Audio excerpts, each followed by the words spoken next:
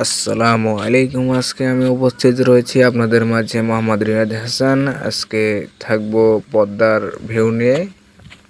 পুরো ভিডিওটি দেখতে হলে আমার পাশেই থাকবেন এবং গ্রামীণ পরিবেশের দৃশ্য, গ্রামীণ পরিবেশে কীভাবে মাছ ধরা হয় দেখুন। আজকে প্রাচীন উপায়ে মাছ ধরার কৌশলগুলো দেখিয়ে দেবো আপনাদেরকে। সত্যি অসাধারণ একটি মুহূর্ত ছিল। লাইক, কমেন্ট, সাবস্ক্রাইব করে পাশেই থাকবেন।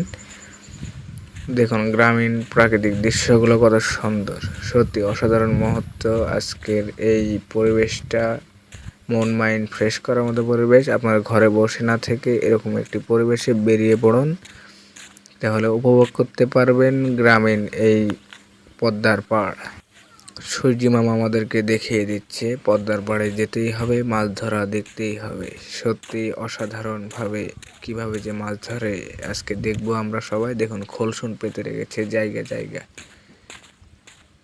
দেখুন কত সুন্দর একটি জায়গা পদ্মার পাড়। সত্যি পদ্মা আমাদের মা বলাই যায়।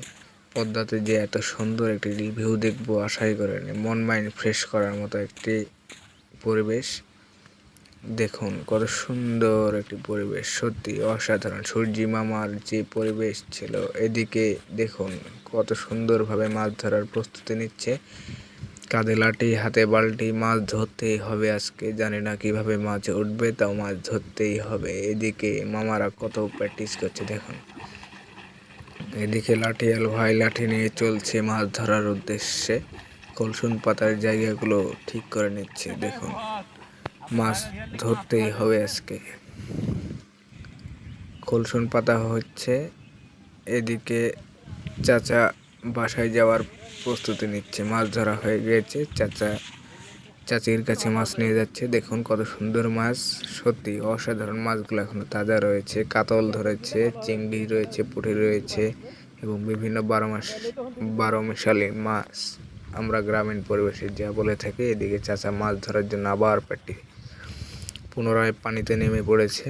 মাছ ধরতেই হবে। মাছ ধরা যে কত নেশা দেখুন। সাইকেল নিয়ে কত দূর থেকে সবাই চলে এসেছে মাছ ধরতে।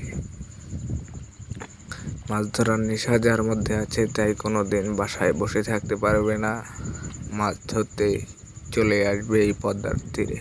সত্যি অসাধারণ। আমি আরও মাছ দেখার জন্য পানিতে নেমে পড়েছি, ওই পাশে যাব।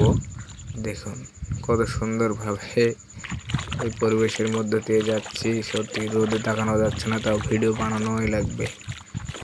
ভিউয়ার্সের উদ্দেশ্যে বানানোই লাগবে ভিডিও। দেখুন কত সুন্দরভাবে কলসুনগুলো পাতানো হয়েছে, সত্যি অসাধারণ। এদিকে চাচার মাছ ধরা হয়ে গেছে, গোসল করে চাচির কাছে যাবার রওনা দেওয়ার উদ্দেশ্যে গোসলে নেমে পড়েছে।